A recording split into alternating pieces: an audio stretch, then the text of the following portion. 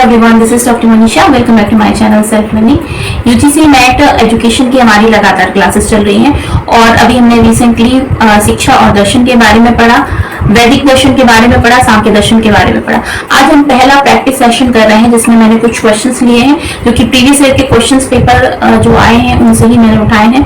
तो आप सभी के लिए बहुत उपयोगी सिद्ध होगा आज का सेशन, तो लास्ट तक जरूर देखिएगा और क्वेश्चन जरूर नोट कर लीजिएगा। ये जो पीडीएफ है वो मैं शेयर करूंगी टेलीग्राम पे, तो वो आप तक पहुंच जाएगा। चलिए स्टार्ट करते हैं आज की क्लास को। देखिए फर्स्ट क्वेश्चन जो है दिया जा रहा है, जीवन की वह विशिष्ट प्रक्रिया क्या है जो निरंतर जीवन को नया रूप या नया नाम प्रदान करती है। आप सभी जानते हैं, हमने देखा है कि जीवन की विशिष्ट प्रक्रिया क्या है। क्वेश्चन के लिए जो हमारे पास में ऑप्शंस है वो है अधिगम। अधिगम का मतलब होता है सीखना, प्रशिक्षण जिसको हम इंस्ट्रक्शन कहते हैं, शिक्षा जिसको एजुकेशन कहा जाता है, और शिक्षण की प्रक्रिया मतलब शिक्षा देने की प्रक्रिया। लेकिन वह विशिष्ट प्रक्रिया की बात यहाँ पे की जा रही है जो निरंतर जीवन को नया रूप देने का काम करती है, तो इसका आंसर होगा शिक्षा। ठीक है, चलिए आगे बढ़ते हैं नेक्स्ट क्वेश्चन की तरफ। शिक्षा मानव जीवन में निरंतर प्रवाहमान आगे डैश है क्या है। शिक्षा जो क्रिया है वो क्या है। शिक्षा एक तरीके से एक प्रक्रिया है जो कंटिन्यूसली चलती रहती है, कहा जाता है कि रूम टू रूम चलती है। तो शिक्षा क्या है, कार्य है, प्रक्रिया है, ज्ञान है, तत्व है।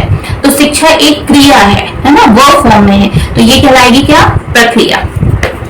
तो इसका सही आंसर होगा प्रक्रिया। ठीक है, नेक्स्ट आगे बढ़ते हैं हम।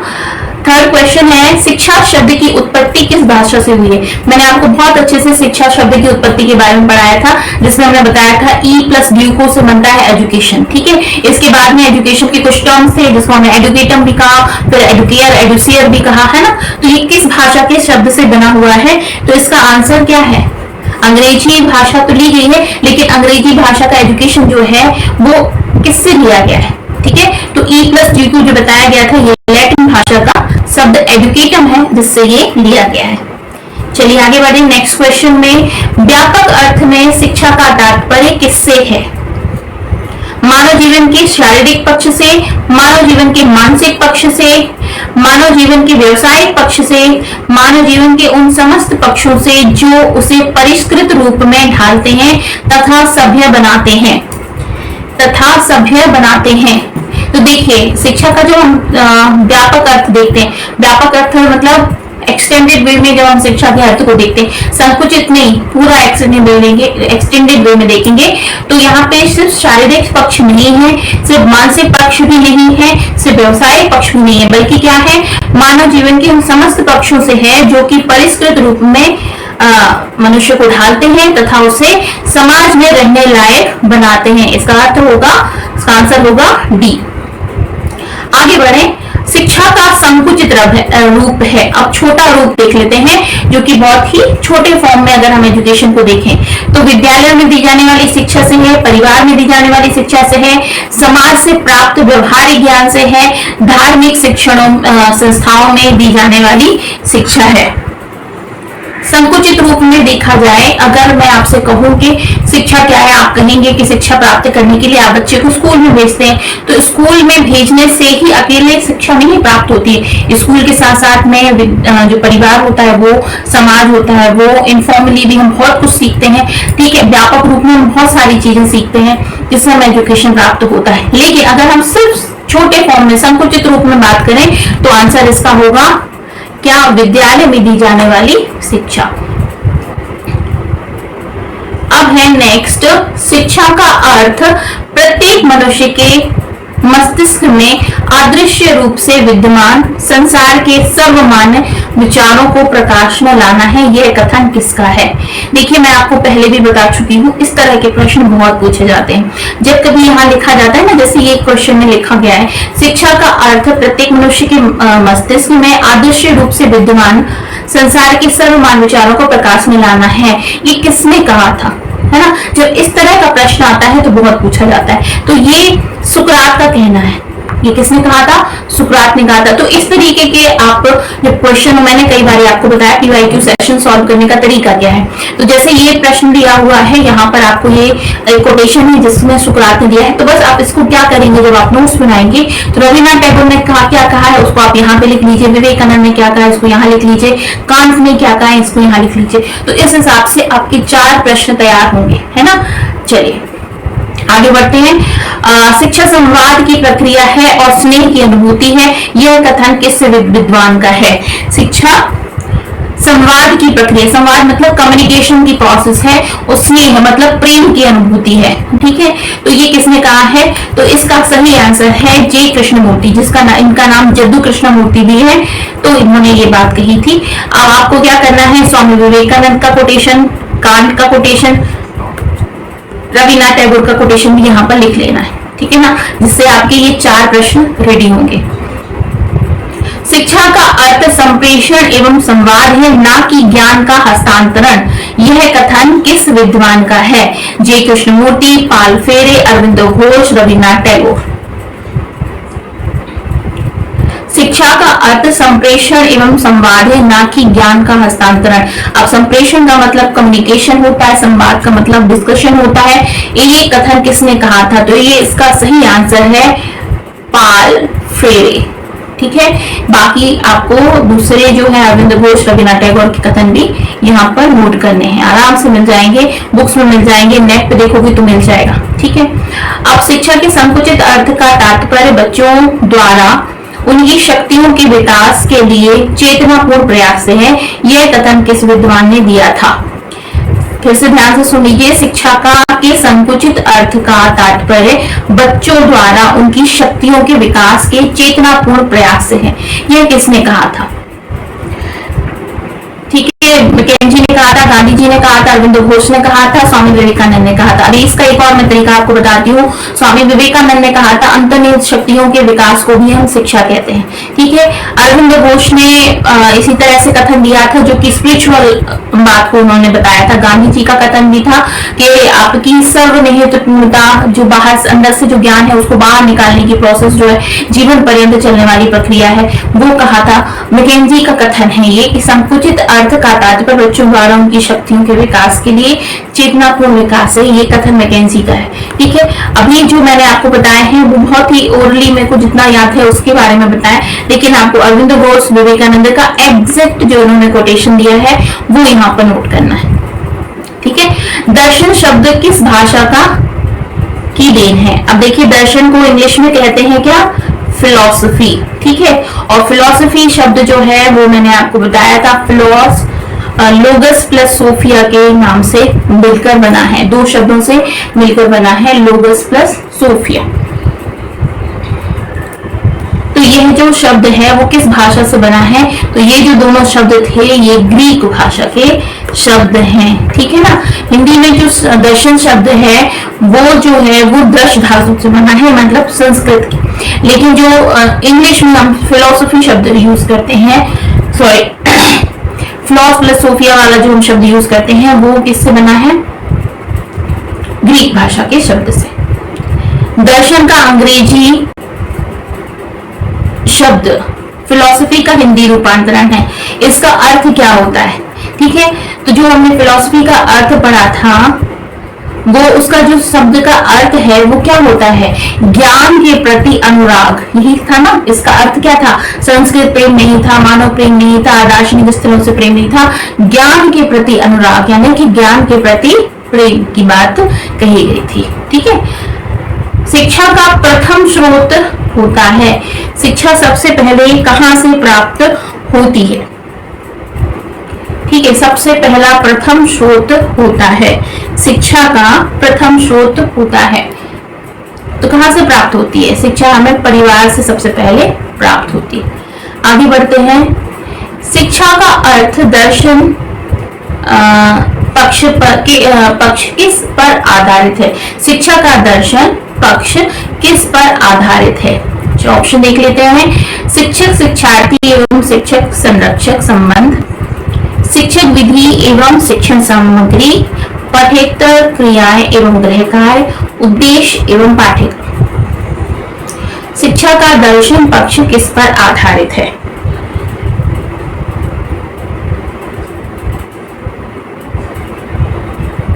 शिक्षा का दर्शन शब्द किस पर आधारित है? तो शिक्षक शिक्षार्थी, शिक्षक संरक्षक संबंध। देखिए जब हम इस तरह के प्रश्नों में फंसते हैं ना, तो यहाँ पर आपको ये देखना है, देखो देखने में तो सारे ही सही लग रहे हैं, शिक्षक शिक्षार्थी संबंध भी सही लग रहा है, शिक्षक संरक्षक संबंध भी लग रहा है, ठीक है, शिक्षण विधि और शिक्षण सामग्री भी लग रही है, पठ्येतर क्रियाएं यानी कि जो पाठ्य संबंधी क्रियाएं होती हैं वो और गृह कार्य ये भी लग रहा है। लेकिन सबसे सही, इनमें सबसे सही सटीक आंसर जो है वो हमें नोट करना है, ठीक है। तो देखिए बिना उद्देश्य के और बिना पाठ्यक्रम के एजुकेशन नहीं हो सकता। वैसे भी कहा गया था, तो एजुकेशन जो है वो त्रिमुखी प्रक्रिया है, मतलब आपके पास में एक टीचर होना चाहिए, एक स्टूडेंट होना चाहिए और दूसरा क्या होना चाहिए, एक सटीक पाठ्यक्रम होना चाहिए, है ना। तो पाठ्यक्रम है और सबसे पहले जो आप उद्देश्य लेकर किसी का शिक्षण कर रहे हो, तो इसका जो दार्शनिक पक्ष है वो क्या होगा, उद्देश्य एवं पाठ्यक्रम।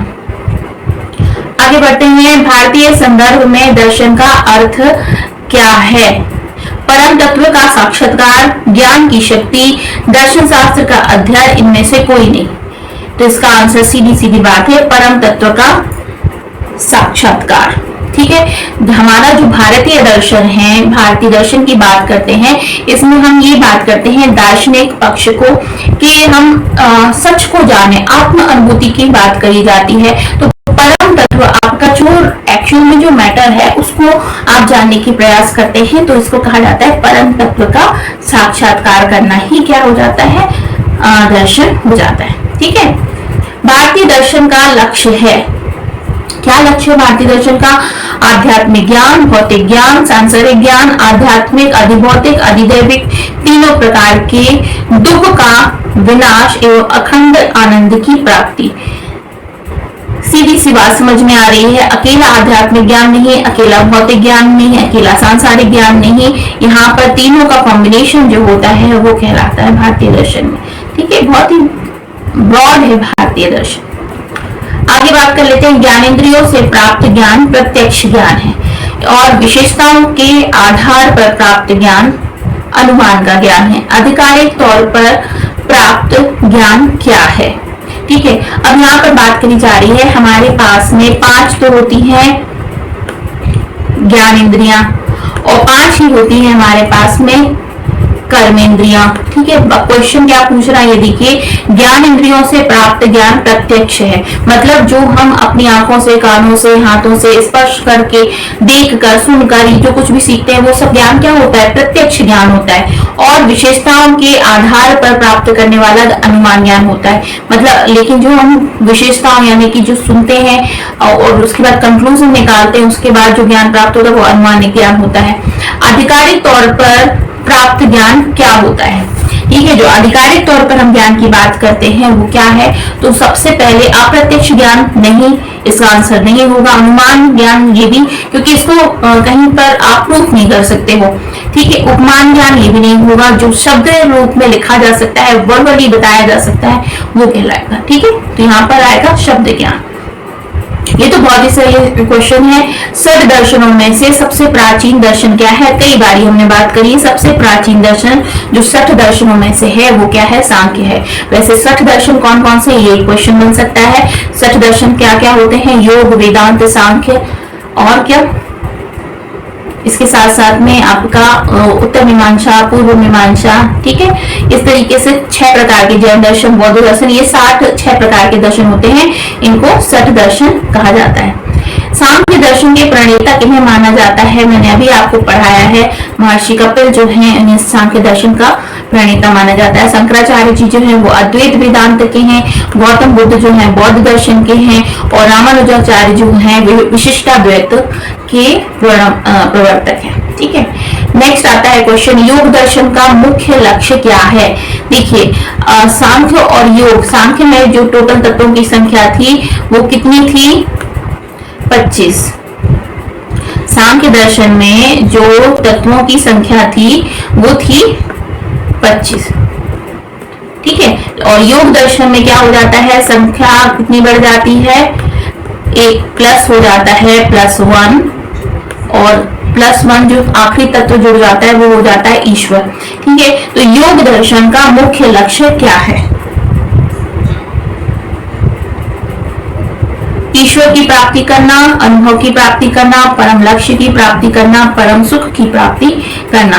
तो यहाँ पर आपको नोट कर लेना है कि इसका जो है आंसर वो होगा परम लक्ष्य की प्राप्ति करना।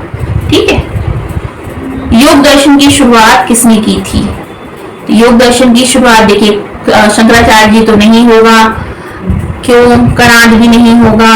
कणाद किस लिए नहीं होगा? रामानुजाचार्य नहीं होगा। इनका आंसर जो होगा वो क्या होगा? पतंजलि। ठीक है, साथ ही साथ में आपको अपने नोट्स में क्या लिख लेना, शंकराचार्य जी के सामने जो सही उनका हो वो लिख दीजिए, पतंजलि के सामने तो आंसर हो ही जाएगा। योग कणाद जो दर्शन है वो रामानुजाचार्य का है, जो वो लिख लीजिए। योग दर्शन शिक्षण में किस प्रकार सहायक भूमिका निभाता है? ठीक है, अब योग दर्शन जो है वो शिक्षा के क्षेत्र में किस प्रकार की भूमिका निभाता है, ये क्वेश्चन बनता है। तो मन को नियमित रूप से संयत करने में, चित्त को एकाग्र करने में, आलस्य मन को स्थिर करने में, उपरोक्त सभी। तो योग जो है वो ये सारे ही काम करता है, इसलिए इसका आंसर होगा मन को नियमित रूप से संचालित भी करता है, चित्त को एकाग्र भी करता है, मतलब आपकी जो विजन है उसको क्लियर करता है, फोकस्ड करता है, अस्थिर मन को स्थिर करने का काम भी करता है। ठीक है ना। चलो नेक्स्ट क्वेश्चन जो है, मन की एकाग्रता के अभाव में किसकी भावना अधिक प्रबल हो जाती है? मन की एकाग्रता के अभाव में किसकी भावना अधिक प्रबल हो जाती है? अगर मन एकाग्र नहीं होता है तो आप सबसे ज्यादा क्या करते हैं, किस तरीके करते हैं? अब जैसे मुझे आपको क्लास लेनी है, मुझे ये नोट्स बनाने हैं, अगर मेरा मन कंसंट्रेट नहीं करेगा तो मैं इस तरीके से पढ़ा पाऊंगी। ठीक है, तो किसकी भावना अधिक हो जाती है? तो देखिए किसकी भावना अधिक हो जाती है, तो आलस्य की एकाग्रता ना होना आलस्य की नहीं होती, मन की स्थिति, मनोभाव की स्थिति, ये भी नहीं। इसका सही आंसर होगा अविधा की स्थिति। ठीक है, मन की एकाग्रता के अभाव में किसकी भावना अधिक प्रबल हो जाती है? अविधा की स्थिति, मतलब हम असमंजस में पड़े रहते हैं, हमारा कार्य संपन्न नहीं हो पाता है। ठीक है, तो वो कहलाता है अविधा की स्थिति। ठीक, तो ये थे आज के क्वेश्चन। कल हम फिर इसके आगे के क्वेश्चन करेंगे जो आपके वैदिक दर्शन और बौद्ध दर्शन से संबंधित होंगे। तो आज की क्लास को यहीं फिनिश करते हैं। आई होप कि आपके लिए ये जो क्वेश्चन है वो काम करेंगे। आगे आप इसी तरह से जो क्वेश्चन है उसको आप नोट करेंगे, आप नोट्स बनाएंगे, और जो इसके 4 ऑप्शन और भी हैं उनके ऑप्शन से भी आप क्वेश्चंस तैयार कर लेंगे। ठीक है, तो इस क्लास को यहीं पे फिनिश करते हैं। कल फिर मिलते हैं हम इसी तरह के कुछ क्वेश्चंस के साथ में। और अगर अच्छा लगा है आज का सेशन और आपकी कुछ एडवाइस है, इसी तरीके का आप बताना चाहते हैं और इसको इम्प्रूव कराना चाहते हैं, तो आप मुझे कमेंट सेक्शन में जरूर बताइएगा। और इस क्लास में यहीं पे फिनिश करते हैं, कल फिर मिलते हैं। अपना बहुत ख्याल रखिए, बाय बाय।